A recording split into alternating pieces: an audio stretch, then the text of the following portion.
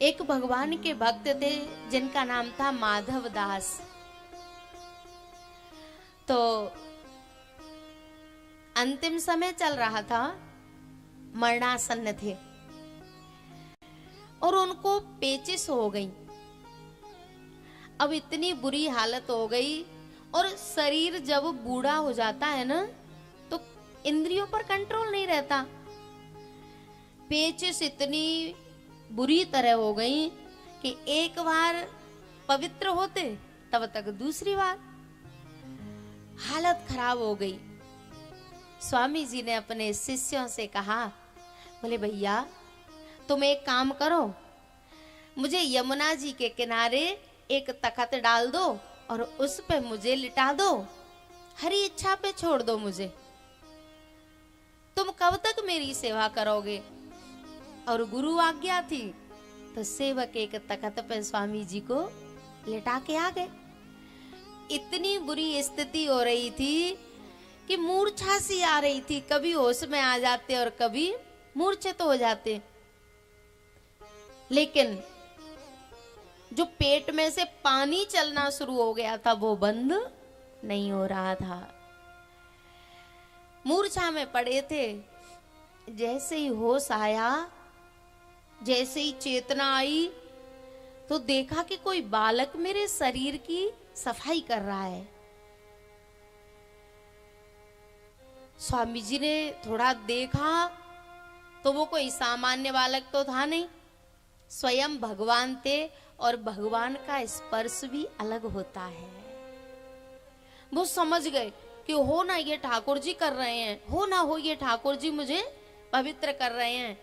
उन्होंने इशारा करते हुए कहा, बोले आप इतना नीच सेवा कर रहे हो, ऐसी सफाई कर रहे हो मेरे शरीर की, क्यों ना मुझे स्वस्थ कर दो जिससे ये सफाई करनी ही नहीं पड़े।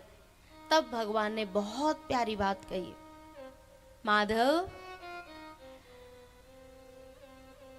मैं तेरी इस प्रारब्ध को खत्म तो कर दूं, लेकिन मैट नहीं सकता। खत्म होने में और मैटने में अंतर है।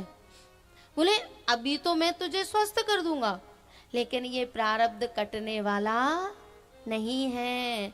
अवश्यमेव भोक्तव्यम कृतम कर्म शुभाशुभम, न भुक्तम चीयते कर्म कल्प कोट सतैरपि। बोले कुछ कर्म तो हम जान के करते हैं, लेकिन कुछ अनजाने में हो जाते हैं, और दोनों ही कर्मों का फल जीव को भोगना पड़ता है, चाहे जानबूझ के करो चाहे अनजाने में करो।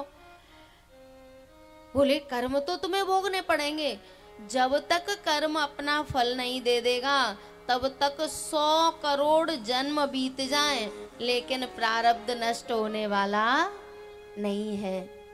तो अब तो मैं तुम्हारी सेवा में हूं, अब तुम्हारा प्रारब्ध कट जाएगा, लेकिन भविष्य में कहीं ऐसा ना हो कि कोई सेवा करने वाला नहीं हो और तुम्हें प्रारब्ध के लिए दोबारा जन्म लेना पड़े, इसलिए मैं तुम्हारी सेवा कर रहा हूं।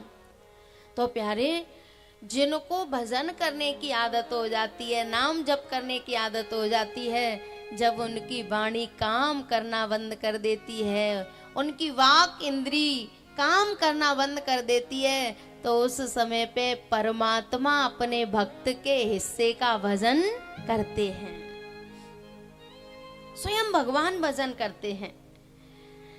भैया